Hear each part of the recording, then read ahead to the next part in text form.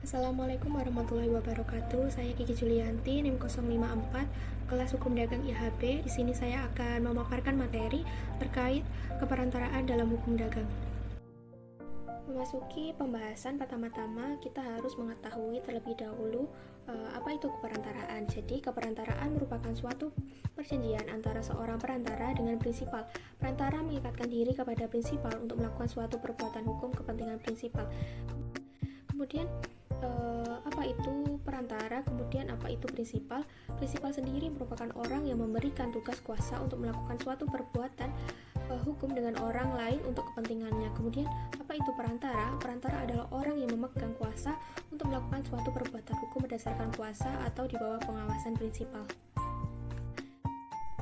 Jadi pada dasarnya pengaturan mengenai keperantaraan itu telah diatur dalam KUH Perdata, juga dalam KUH Dagang, yang mengatur mengenai hubungan kerja, juga beberapa macam pedagang perantara.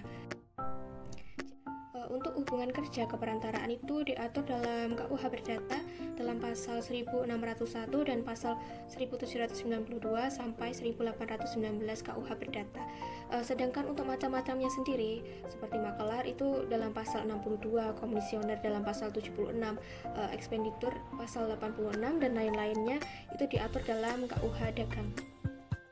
Kemudian saya akan menjelaskan secara lebih rinci tentang macam-macam keperantaraan dalam hukum dagang. Yang pertama ada makelar. Apa itu makelar? Makelar merupakan seorang pedagang perantara yang diangkat oleh pejabat yang berwenang.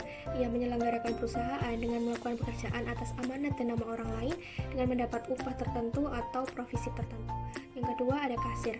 Kasir merupakan orang yang menerima upah tertentu, dipercaya dengan pekerjaan menyimpan uang dan melakukan pembayaran. Hal yang dimaksud sebagai kasir saat ini adalah bank, yakni lembaga keuangan berupa perusahaan yang mewakili nasabah untuk melakukan pembayaran kepada pihak ketiga, penerimaan uang dari pihak ketiga, juga penyimpanan uang milik nasabah. Yang ketiga ada komisioner. Komisioner adalah perusahaan yang pekerjaannya membuat kontrak atas amanat orang lain dengan namanya sendiri. Dalam melaksanakan amanat tersebut, komisioner mendapatkan upah. Yang keempat ada pengangkut. Pengangkut adalah orang yang menyelenggarakan pengangkutan, sedangkan pengangkutan itu sendiri diartikan sebagai perjanjian timbal balik antara pengangkut dan pengirim barang. Pengangkut mengikatkan diri untuk menyelenggarakan pengangkutan dan pengirim mengikatkan diri untuk membayar ongkos angkutan. Kemudian saya akan menjelaskan mengenai terjadi dan berakhirnya hubungan keperantaraan. 1. Terjadinya hubungan keperantaraan dalam dunia bisnis dapat disebabkan oleh beberapa hal, diantaranya yang pertama, kewenangan yang diberikan oleh prinsipal kepada perantara.